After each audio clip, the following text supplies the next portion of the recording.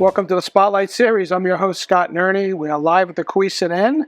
Tonight we have a special guest, but before we talk to her, don't forget to subscribe, share, and like this page. Pass it on to a few folks, because one of our own Rhode Island, Miss Teen Rhode Island, is here.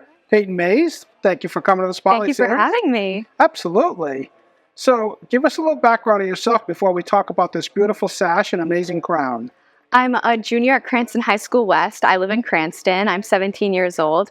I am an older sibling. I have a younger brother. My mom is from Dallas, Texas, and my dad is from Massachusetts, and they met through work. And so I live in the beautiful state of Rhode Island. I've spent my entire life here, and I absolutely love it. Right. So mixing the South and the North, and does that work out okay at home? Oh, yeah. A couple of Patriots fans there, I hope? Yes. Okay, good. So tell us about Miss Rhode Island Teen. What put you towards that goal? I first competed in 2021 when I was leaving 8th grade, and it was something that I just wanted to try out as a new experience, and I had a lot of fun with it, but I wasn't really sure what I wanted to go forward and do, so I kind of took a step back the past couple of years, and this year, as I'm going into my senior year of high school, I really thought that the scholarship opportunity was something that was really, really important and something that I could really take advantage of, and so I really prepared this time around. I really refined my talent. I really refined my platform, and I came in a lot more prepared and a lot more determined, and it paid off. And you got to see a few years more of how the contest has evolved. Exactly. Post-pandemic and Yes. the freedom that people have now. So that's good. Good for you. Yeah. So your second time, and you make it all the way to the final and win. Mm-hmm. Congratulations. Thank you. So tell us a little bit about how I assume you're also working, you're going to school. Before you even got to the crown part, how do you balance all that? So I have a big performance background. I'm an actor, so I'm involved in theater, but I also used to be a competitive dancer and I sing. So growing up, I've always been everywhere, running from different rehearsals to different practices. So it's been something that it kind of fit into my schedule already. It's something that I was able to balance really easily because I'm already used to the go, go, go. And so kind of it fit in perfectly. And you can use those talents of acting a little bit when you're up on stage. Exactly. And kind of displace yourself like I do. I'm not really me when I'm up here. Is that the idea? Yeah, it really helps with the stage presence. It really helps me feel confident on the stage because even though a pageant isn't the same thing as a show or a performance, it kind of prepared me to go on and feel confident on stage. And it was kind of my comfort zone. Great. And what would you find the hardest part? I think the hardest part of the competition is probably the onstage question, in my opinion. It's something that you really don't expect. In the interview room, you get to talk to the judges one-on-one, and you really get to express yourself. But on the onstage question, it's one question, and not only are you answering it for the judges, but you're answering it for everyone. And I was actually lucky enough to actually win the award for the onstage question in the Miss Rhode Island Teen competition.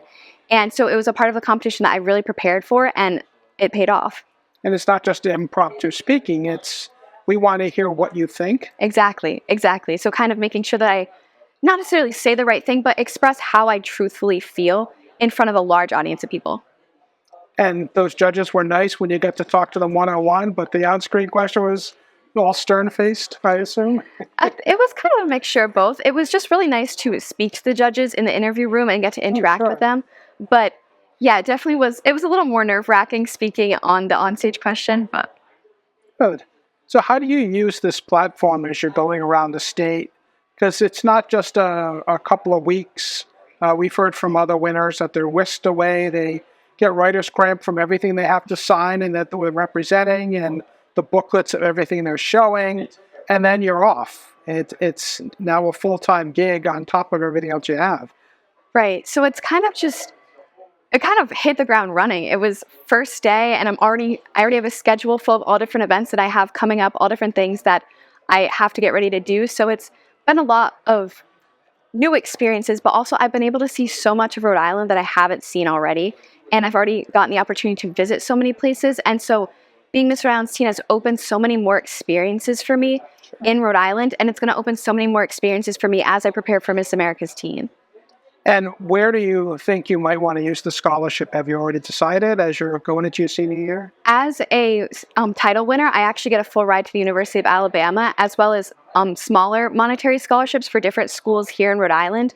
And so it's actually opened up my eyes to schools that I wasn't really looking at before. I never really thought I'd want to go to Alabama, but now that that's an option, I definitely want to go tour there, and it's really opened up a lot of opportunities for me. And you won't just get the general 35 people on a tour with some senior. You should get treated really well. I would hope so. Well, that's great. So tell us a little bit about you. You have a initiative, the Community Service Initiative. So what's that? So the Community Service Initiative is something that you want to build your platform on and something that you want to base your year of service on. Mine is Help for Heroes, financial relief for families with pediatric cancer. Throughout my life, I've had 3 young women enter my life who have been diagnosed with different forms of pediatric cancer, including leukemia and Hodgkin's lymphoma. And I've witnessed the way that it affected not only them, but also their families emotionally, physically, and financially. And seeing the effect that it had on them was something that I wanted to help and something that I wanted to change. And so I started a fundraiser in my school called Cranston Kind, and we raised money for the Tomorrow Fund my freshman year. Over the past 3 years, I've been able to expand that initiative to 6 schools in Cranston, and we've raised over $4,500 for the Tomorrow Fund. Wow. During my year of service, I want to bring it to elementary schools in my city, and even after my year of service, I want to expand it to other schools in Rhode Island to kind of further help organizations like the Tomorrow Fund. In addition, I'm also part of Miss Rhode Island's Glimmer of Hope's Junior Board, and so they provide bald dolls and best day ever experiences for children not only in Rhode Island, but also throughout the country who are going through pediatric cancer. Okay, that's a great thing you're doing. Really appreciate that. And tell us, a couple of years from now, you're going to maybe the University of Alabama, at least 4 years of school, maybe more. If you could pick 5 years from now, what is the dream job that you're about to do? I ultimately want to be a script writer because I have that background in theater. I've always been a storyteller. I've always been a writer, and I just love telling stories that mean something to people. I see the effects that pediatric cancer has on people's families, and those are stories that I want to tell. And I follow news, I follow different things, and I want to tell those stories as well and perform them on stage because I feel like theater is a way that really connects with people in ways that other sources can't. And so I want to be able to write these stories and connect with audiences. So we have a lot, and I mean a lot. Even tonight there's one. Directors, producers, screenwriters, movie producers that are on the wave frequently. It's one of our favorite guests that come on, besides winners of pageants.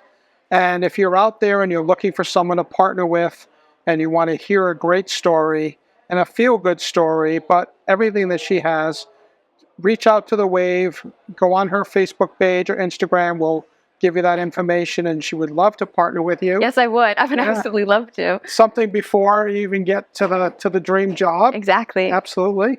So I know it's not just you. Besides the 50 other girls that are out there, we have support at home. So we have Mom as well. Mm-hmm. So why don't we bring Mom on set, and we'll talk to her for a moment and see what the real Payton is like. Awesome. So Mom, welcome to the set. Thank you for having us. Did a nice Texas girl ever think she would have a daughter that wins Miss Rhode Island? Well, I am from Texas, so I sure did hope I would.